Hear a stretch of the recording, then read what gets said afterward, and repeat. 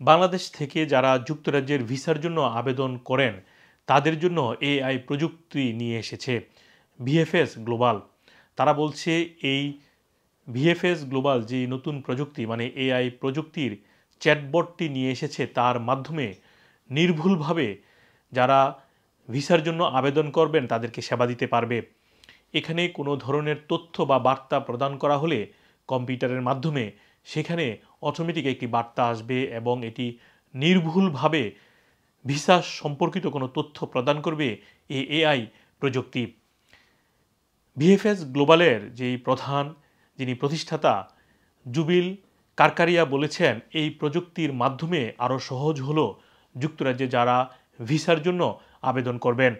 তিনি বলেছেন ইউকে কান্ট্রির যে ওয়েবসাইট রয়েছে সেখান থেকে নানা তথ্য নিয়ে এই প্রযুক্তিটি তৈরি করা হয়েছে।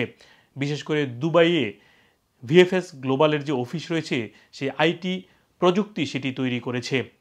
তিনি মনে করেন এর মাধ্যমে যেহেতু একটি সঠিক এবং যথার্থ নেটওয়ার্কের মাধ্যমে রয়েছে এআই প্রযুক্তি, তাই যে কোনো ধরনের তথ্য গোপন থাকবে। এখানে কোনো ধরনের হ্যাকিং হওয়ার বা মানুষের তথ্য অন্য কোথাও চলে যাওয়ারও কোনো সুযোগ নেই। এছাড়াও তিনি বলেছেন এই প্রযুক্তির মাধ্যমে বিশেষ করে এআই প্রযুক্তির মাধ্যমে মানুষ যারা আবেদন করবেন যুক্তরাজ্যে ভিসার জন্য তাদেরকে লম্বা কিউতে থাকতে হয় বা নানা ধরনের সমস্যা তৈরি হয়, সেটি সহজেই সমাধান করা যাবে এই প্রযুক্তির মাধ্যমে। এছাড়াও ছোট্ট একটি প্রশ্নের জন্য অনেক সময় মানুষকে অপেক্ষা করতে হয় এবং সেটি জানার জন্য ঘন্টার পর ঘন্টা লাইনে দাঁড়িয়ে থাকতে হয়, সেই বিষয়টিও নির্ভুলভাবে দিবে এআই প্রযুক্তি।